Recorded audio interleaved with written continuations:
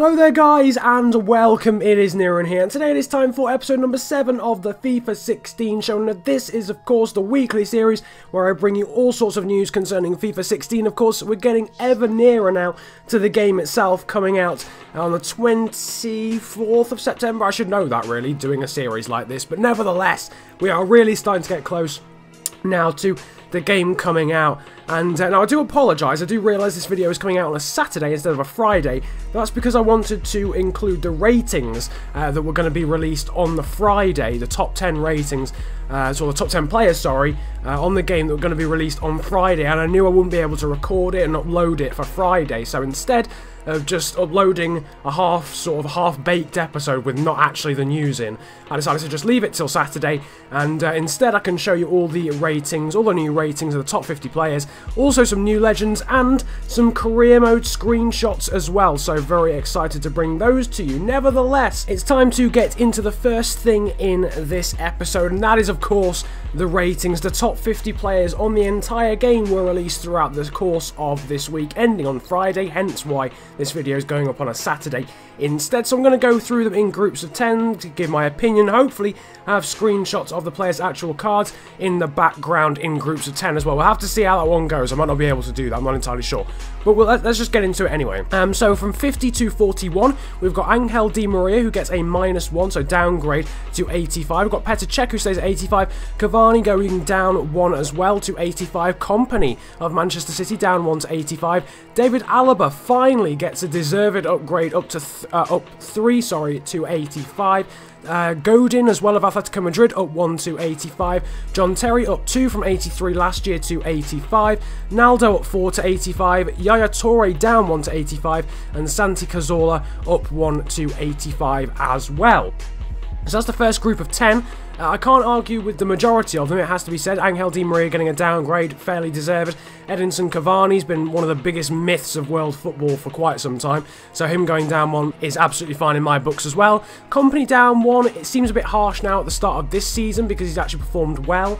But I suppose at the time, you know, last season he didn't have his greatest season, so down 1 is understandable. David Alaba finally getting that upgrade that fullbacks don't seem to get on this game. For some reason, fullbacks always seem to be very under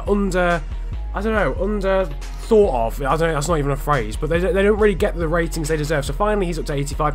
Godin up 1, Terry up 2 after, you know, guiding Chelsea to the title last year. Naldo up 4. Can't really comment on this one too much because I don't really watch the Bundesliga too much, but that seems very... yeah, that seems like a massive upgrade for him, but I suppose Wolfsburg did do very well last year. Yaya Toure down 1 and Santi Cazorla up 1, I'm pretty indifferent about. So now we're going to move on to the next group of 10, and that is from 40 to 31. So we've got Gerard Piqué, who goes up 1, I do believe, to 85. Matt Hummels, who stays the same. Bastian Schweinsteiger is down 2 to 86, now signing for Manchester United.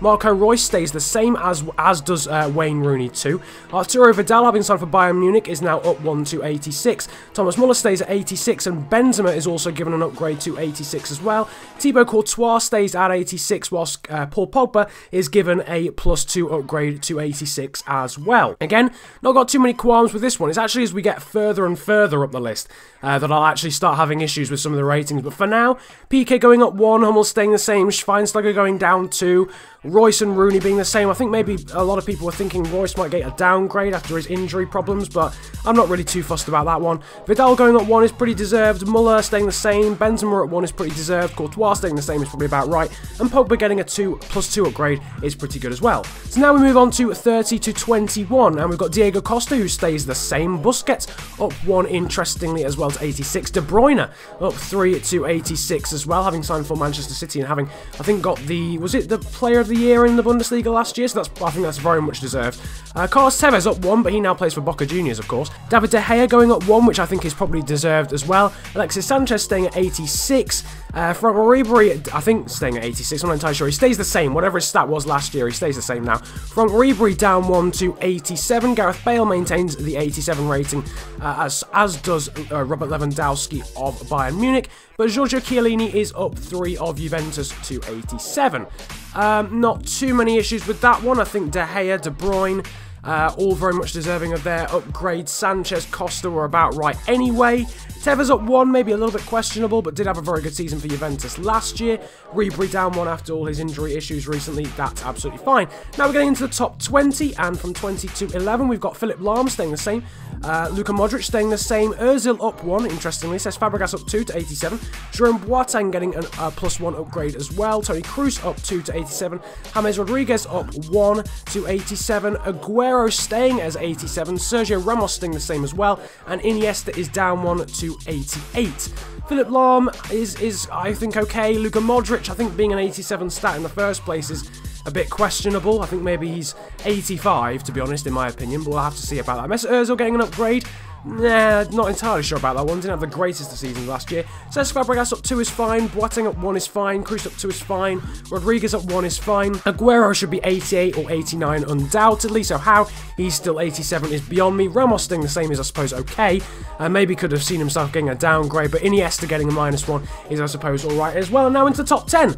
We've got David Silva up 1 to 88. Thiago Silva up 1 to 88. Neymar at 1 to 88. Ibra down 1 to 89. Hazard staying the same, as does Robin. Neuer, Suarez up 1 in 3rd position, Ronaldo up 1 to 93, and Messi is the best player officially on the game, up 1 to 94. So yet again, Messi is 1 stat better than Ronaldo. I can't really argue with many of the ratings in there.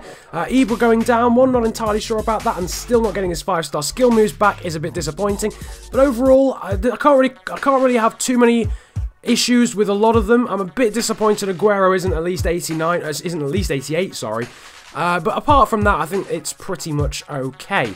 Nevertheless, the small things after that really, we've got 2 new legends in the shape of Donovan and Lalas. Both of them are American, so we're getting 2 new legends on that one. Of course, they'll be Xbox exclusive as per usual. Opinions on that?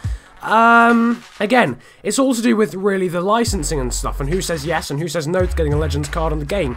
So, you know, at the end of the day, there are better people out there. You know, you still haven't got a Zidane Legend card or a Maradona Legend card, but if they've said no, there's nothing you can do about it. And Donovan and Lalas are both, you know, pretty, you know, they've been very good American footballers. Well, not American footballers, American soccer players, I suppose you can say in that sense. So yeah, I suppose in that sense they're deserving of their cards, but perhaps you wouldn't have expected either of them going into this game. And finally, we've got some career mode screenshots for you. Career mode guys are the main menus and all that good stuff. Some of it is supplied from a beta and some of it is supplied from IGN. So first of all, we've got the email section. Doesn't look too different apart from the colour scheme, and you'll find that is a bit of a theme across all of the screenshots and all the pictures that you see throughout the rest of this video. I can't really show them for too long, again, because they do belong to other people, I do suppose. Although the pictures don't, I suppose the pictures are fine, but the IGN ones are a little bit debatable. Nevertheless, you can see, again, this is the advanced screen there with the training box now at the bottom left as well. Again, nothing too different. Now we move on to the IGN pictures. We've got some calendar screenshot as well. Again, just a different colour scheme. Nothing really too big there. I suppose that does implement, though, the friendly tournaments. In this scenario, there is the news feed as well, which clearly hasn't changed too much since FIFA 15.